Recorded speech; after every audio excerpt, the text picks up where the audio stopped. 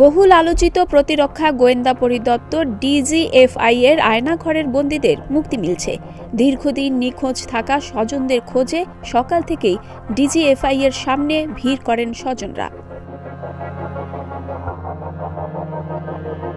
আয়নাঘর থেকে মুক্তি পেয়েছেন বরখাস্ত হওয়া ব্রিগেডিয়ার জেনারেল আবদুল্লাহিল আমান আজমি ও ব্যারিস্টার আহমদ বিন কাশেম আরমান।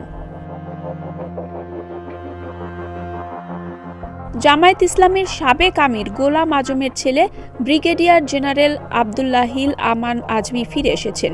জামায়াত ইসলামীর ভেরিফাইড ফেসবুক পেজের পোস্ট থেকে এই তথ্য নিশ্চিত করা হয়। ফাঁসির দণ্ডপ্রাপ্ত জামায়াত ইসলামীর নেতা মীর কাশেম আলীর ছোট ছেলে মীর আহমেদ বিন কাশেম 2016 সালের 9 আগস্ট নিজ বাসা থেকে তাকে ধরে নিয়ে যায় আইন শৃঙ্খলা রক্ষা বাহিনীর সদস্যরা। এরপর আর আনুষ্ঠানিকভাবে তার হদিস পাওয়া যায়নি। গেল রাতে পরিবারের কাছে ফিরে এসেছেন তিনি। আয়নাঘরে প্রচুর লোক আছে বলে জানিয়েছেন সেখান থেকে মুক্তি পাওয়া ভুক্তভোগীরা।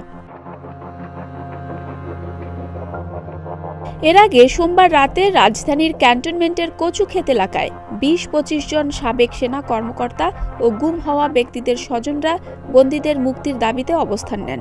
তাদের দাবি ছিল, আয়নাঘরে অনেক মানুষকে অন্যায়ভাবে বন্দী করে রাখা হয়েছে, তাদের অক্ষত অবস্থায় হস্তান্তর করা না পর্যন্ত তারা ঘরে ফিরবেন না। একসময় আয়নাঘরে বন্দী ছিলেন কর্নেল হাসিন।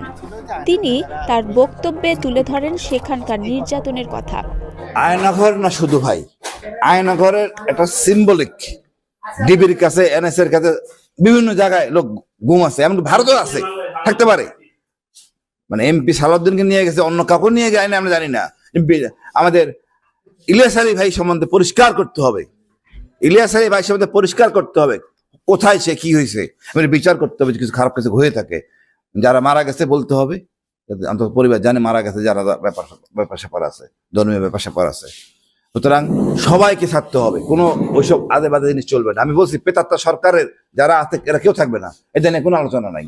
মঙ্গলবার সকালে ডিজিএফআই এর প্রধান কার্যালয়ের সামনে আওয়ামী লীগ সরকারের আমলে গুমের শিকার হওয়া ব্যক্তিদের স্বজনদের নিয়ে গঠিত সংগঠন মায়ের ডাকের ব্যানারে দাঁড়ান স্বজনরা। এরপরেই আরও বন্দীদের মুক্তি মেলে।